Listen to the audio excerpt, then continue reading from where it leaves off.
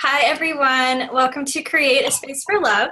Transform your home environment and mindset to attract the romantic love you desire. I'm your host, Katie Tai, and today I have the pleasure of interviewing Terah Collins. Terah Kathryn Collins, best-selling author and originator of Essential Feng Shui, brings the many practical benefits of Feng Shui into your home and workplace. Her inspirational books, including The Western Guide to Feng Shui, Room by Room, and The Three Sisters of the Tao, have sold over 1 million copies worldwide. With a passion for transformational education, Terah founded the Western School of Feng Shui in 1996, where thousands of people from all over the world have attended her signature course, the Essential Feng Shui Practitioner Training. She also offers a variety of online courses to teach you how to open your Feng Shui eyes and see your environment, how your environment affects your health, resources, and happiness. Featured on the PBS Body and Soul TV series, Terah has spoken on Essential Feng Shui at many special events, including the Magical Mastery and today's Wisdom Tours in Australia, and the I Can Do It and Empowering Women conferences throughout the United States. Terah, thank you so much for joining us. I'm excited to have you. Well, I am excited to be here. I always love to talk about love. Me too. It's my favorite topic ever.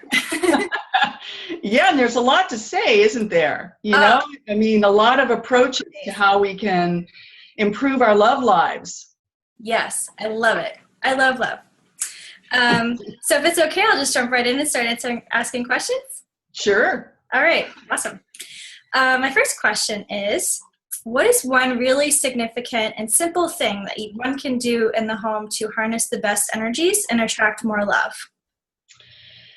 Well, I think that one of the most important things for people to do is to make sure that they're living enough of a balanced lifestyle that includes work, yes, but also rest and play. And we have to identify what especially play is for us. In practicing Feng Shui, what I find is what's missing for most people is rest and the places within their environments to rest. So the bedroom is in question, the dining room is in question, and a place to totally relax, be introspective, and meditative is in question. What I see in many, many homes is that the bedrooms are not relaxing to be in. Mm-hmm. They have exercise equipment, televisions, computers, techno toys, and they end up not being a place where the people who are needing the rest can get the rest that they really need just to stay healthy and romantic and happy. Mm-hmm. Also, dining rooms are another place that I call these the endangered zones, where a lot of people are living or eating in front of their televisions or on the go, quick. And so we're questioning balanced lifestyle, and we're questioning it specifically to bring more romance in, because romance suffers when people don't know how to slow down, rest, and rejuvenate. So bedrooms should be absolutely returned to being a restful room, and dining rooms, we like to design them to be so attractive that people want to sit and have conversation and really connect with each other. I really like that, Terah. The whole thing about having balance in one's life and having a space for relaxation is a huge part of self-care, right? And absolutely. It's just taking the time, literally taking the time and enticing yourself to, and giving yourself the easy opportunities within literal reach of caring for yourself, loving yourself. Absolutely. And also a space in which to live every day in a romantic way. Mm-hmm. When we can sit down with our partners and have a beautiful meal, that's a romantic thing. And a lot of people think that they have to go out for that. And I definitely am an advocate for bringing what we're looking for out there into our homes as much as possible. So if we think we have to go on a meditation retreat to be able to meditate, I like to say, let's bring that home. Mm-hmm. Or I have to go away for a week to a hotel to relax. No, let's bring that home. It's all fine to do those other things too. And we don't want to starve ourselves the whole time we're not at that meditation center or hotel or fancy dinner out. Right. Yeah. Not for special occasions, but for every day. Absolutely. And, that is what I see, is that people think romance, it's a special thing. It's just supposed to be that occasionally we have a romantic Right. interview. Valentine's Day. Yeah. So bringing the romance home is really important. Making the bedroom sexy and so attractive, like a love magnet, And I have tons of things in my books or suggestions on how to do that. There's just a lot that people can do that is not difficult. It's just being able to focus and know what to focus upon. Mm-hmm. I love that idea of focus. When we're really present with our desires, they just come in, right? Yes. And seeing all those affirmations of what you desire every day is just, it gets you focused on it. Yes, and our environment is like an environmental affirmation. So if we're living in an affirmative environment, everything about our lives is going to work better. So we want to start to really engage in conversation with our art and our furniture and our decor items, and really listen and be able to hear, what is that item saying to me? Every time I look at it, is it praising me? Is it making me feel happier and stronger? Or does it have another kind of memory or association that I need to realize is not holding happiness in place? Yeah, absolutely. That's really interesting. Let's see. So my second question for you is, what are the masculine and feminine energies, what are the roles and I guess the definitions of those, and what is the interplay between the two within space? How do they interact, and how does proportionality of each kind of affect the overall space? Well, I think what you're asking me is how do partners live together equally, and how does that unfold in a busy household?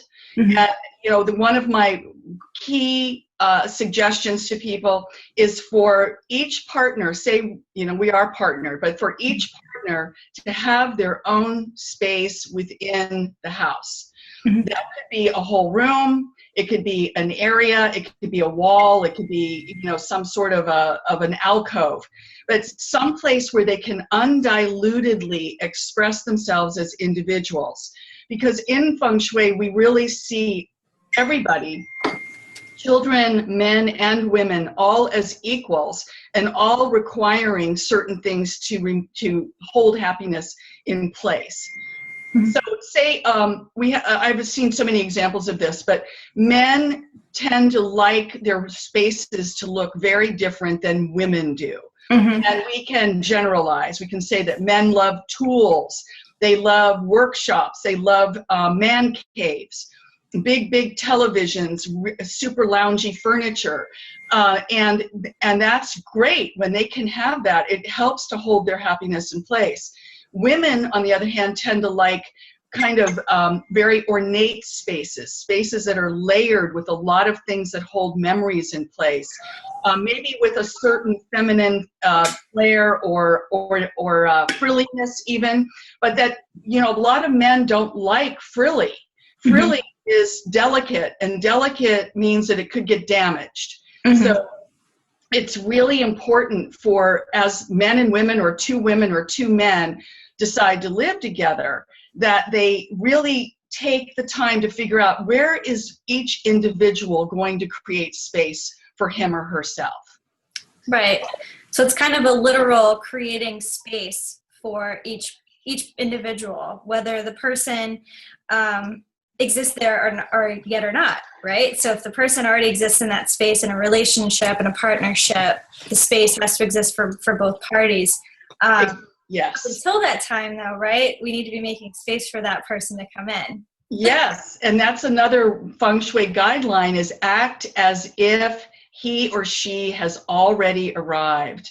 And so what that means is to make sure that we have 2 nightstands on either side of our bed, lest we engage in one-night stands. And nice on both sides, equal lighting, equal drawer space, making space in a closet so that the second he or she shows up, there's a space for that person's belongings to go. Setting a place for two people at the table, or making sure that there is a place in the house where romantic dinners or time together, breaking bread is doable. It's even attractive, like you're attracted to that space. Mm-hmm. Two chairs, how are the chairs interacting? I spend more time turning chairs toward each other, slanting them, because they'll be sitting back, with looking straight out, each looking straight out without having the chairs don't have any real relationship. So we want to look at how are we setting up relationship with our furniture? How's our furniture holding relationship in place? Mm-hmm. And so turning things toward each other, making sure that there's an invitation for intimate conversation. Mm-hmm. Definitely. It's very interesting. That looks like it's sparking some kind of memory or something for you. Actually, my cat is trying to get out of my chair right now, and I'm like, Mommy's busy right now. Sorry, I couldn't keep her in the other room. I just couldn't. Well, see, she needs her own chair. She does. She has beds everywhere. She has so many little kitty spaces, but right now she just wants attention. Yeah. She wants to be up with you. Great. Yes, totally. So the relationship with furniture is very interesting. Actually, a question came up for me when you were talking about that, about chairs. There's kind of a trendy thing that some designers do where they get, they have a dining table and then they have, like, let's say they have 4 different seats. Each chair is different. What do you think about that kind of energy in a space, and what might that represent, I guess? The eclectic look is, it can often be just completely great and fine. I want to always know what people's preferences are. And when people love the eclectic look, fantastic. What I do really want to address is how comfortable each of those chairs are, because what I see a lot is at both ends of the table, there's a super comfortable chair. Maybe it matches, maybe it doesn't, it has arms, it's padded or upholstered, it's great. And then down both sides of the table are all these little slave chairs, I call them. Like, nobody wants to sit in chairs, right? Super upright, Right, there's no arms on them, there's no padding on them, or it might even be a bench, which is not the first thing I would choose as a Feng Shui person. We want people to be really comfortable when they're dining. So I would say all chairs, when at all possible, have arms. People are much more relaxed when they have an arm on, or arms on their chairs, and padded or upholstered. Then following those basic guidelines for comfort, if a person wants all of the chairs or some of the chairs to be different, as long as they're comfortable, that is their choice, their preference, their sort of sense of style. It's a style thing, yeah. It is a style thing. But a lot of times style will dictate uncomfortable stuff, and that is one of the keys in Feng Shui, is checking for people's comfort levels in what furniture they're relaxing in, eating in, sleeping in, working at, etc. We want all of that to be very, very comfortable, fitting the body well, etc. Yeah, we don't want our furniture to be throwing our spinal alignments out and etc. Yeah. I totally get and agree with that. A few years ago, I was I do it every year, but a few years ago, I specifically judged lounge furniture in a design competition. And one of the criteria for us as judges was it has to look and actually be comfortable. If it doesn't look enticing or inviting, nobody's going to want to sit in it in the first place. And people do rely on their visual cues, right, to make those decisions. So a space needs to look and feel inviting, right? Yes. And that is part of it. So part of that invitation is this, I believe, this feeling of safety when you come into a space. Like, I'm safe and I'm invited and I'm safe in this space. And the safety is what allows you, I think, to open up, be yourself, get to know someone, right? So if you, Absolutely. for example, have a date over and they feel invited and warm and safe, they're going to want to share with you. It's just going to enhance your relationship. So yeah, I love. Absolutely. Yeah. There's a triune of influences that we really look for in practicing Feng Shui, and it's safety, comfort, and beauty. So you're saying them right there. And all three ideally are present. So in a lot of households, how people are making their primary decisions is on beauty only. Yep. So it might be beautiful to look at in their eyes anyway, but it does not pass the safety test and it does not pass the comfort test. Therefore, it is not going to be something that anyone's going to really deeply enjoy. Okay. Actually, a question came up for me again when you were talking about that. So what do you think about, so I know a lot of people like the way that, mid-century modern furniture with lots of chrome looks. It's really beautiful, right? But it's also kind of a maintenance thing. Yeah. So which category do you believe that would fall under? Would that fall into kind of the comfort? Because if you're constantly cleaning and maintaining and polishing your furniture, right, it's going to take away from the rest of all of your activities. Yeah, I don't know whether people realize when they buy pieces of furniture that are high maintenance what they're chomping off, basically. Yeah. And so if I'm a part of that conversation, I'm going to remind them about that and any other thing that's high maintenance. Yeah. Unless somebody loves to polish that chrome and they can't wait to get home to do it. That's their thing, they've got to clean. Skills to think about it. No, let's make choices that are really easy care choices that, hold up really well without a lot of maintenance. Absolutely. That's another thing that comes up also with water features, which are classically known as qi enhancements or energy enhancements in Feng Shui. And when we get into a very practical conversation about them, a lot of them are very high maintenance. Mm-hmm. So we have to say, look, if you want that, then you have to face the fact that you're going to be maintaining it, and this is what you're looking at. Yeah. Right. And that goes back to that whole lifestyle balance thing that you first started out with, right? If it doesn't fit into your balanced life, then, look into it and figure out, do I have too much of this here? And is this really manageable and sustainable for me long term? Exactly. I love that. Okay, so my third question is, so how might a date perceive a space that is or isn't harmonious when it comes to love and romance? And what energies might they be picking up on, and how might they be picking up on them?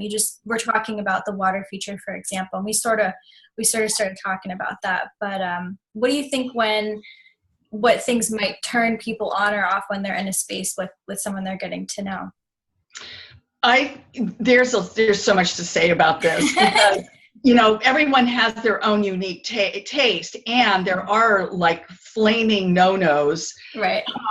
And I had a good example of this where I was working with a client, a young single woman, and she couldn't understand why she would meet these lovely men, but there would be some kind of weirdness that would happen where she was always feeling like they were trying to get physical with her too quickly. Mm. And, so her boundaries were being a little bit violated. And so that was one of the things she wanted to talk about when I came over to look at her apartment. So I enter her apartment, and right in front of me, a very large piece of art of one woman walking down a street with a mini skirt on that was, just a half an inch away from her crotch, basically, and fishnet stockings and kind of a little purse, and she's jaunting along, right?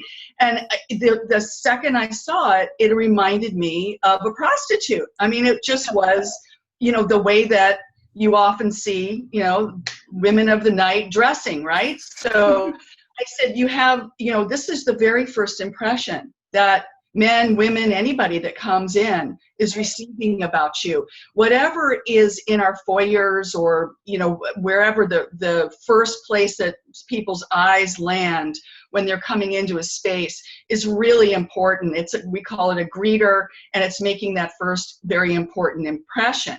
So the impression that she was giving was that she was open to whatever wanted to happen right then that night. Mm-hmm. So that's a great example of what not to do. Mm-hmm. So what we want to do is we want to have some kind of a greeter at the door that represents us well and that we have consciously chosen. Classically in China, it was their most expensive painting. That was what they put at the front door. Mm-hmm. So their first impression was beautiful art. Mm-hmm. And so we can take that as a cue. And so I just invite people, think about what you consciously want people to see that's going to make a very positive first impression. I mean, if a woman is dating, it could be, something as simple as a beautiful arrangement of flowers, those kinds of things that are considered enhancements in life, so that there's immediately this sense of life and celebration. I love that.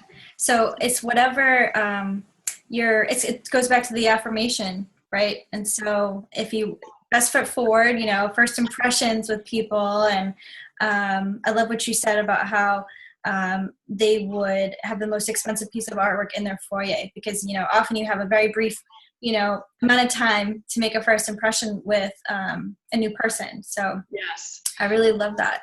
And of course, no clutter. I mean, that's something, the clutter corralling. If it's a no-shoe house, and a lot of people have a no-shoe house, then of course we want to corral those shoes that end up living at the front door. For me, I have a no-shoe house, and I have a bookshelf right by the door, and I have big baskets that the shoes can go and live in the basket. So we're not looking at that. And everyone has to sort of resolve this according to how they live. But it is worth giving a lot of attention to, because of that first impression is so important. Yeah, definitely is. And so what are some really good tips for people as far as like the opposite of what that client of yours did? If she were to place an image of something else, what would it be, or what would have been like the opposite, I guess, of what she had done? Like the good example. Okay. And by the way, I suggested, and she put that piece of art in her bedroom.